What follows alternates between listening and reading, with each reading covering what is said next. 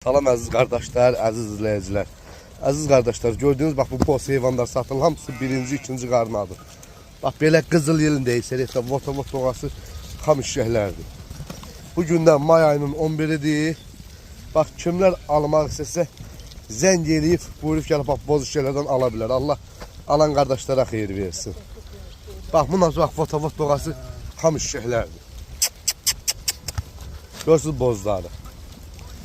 Süper heyvanlardır, süper. Yani kim almak istəyir, kom, yani hissi almak istəyirsə, zəng eləyib, bax, sən belə yetikdir. Zəng eləyib, gəl, bax, görürsən, içində yoxsa bir 150 bax, belə yetik heyvan var. 2 günün içində bir 10 dənə də doğubdur. Yani kim 100-150 alsa 10 dənə balanlı da, yani hemen qiymətə verərik, boğazların qiymətinə. Bax, bu bozları. Görürsən heyvanlar.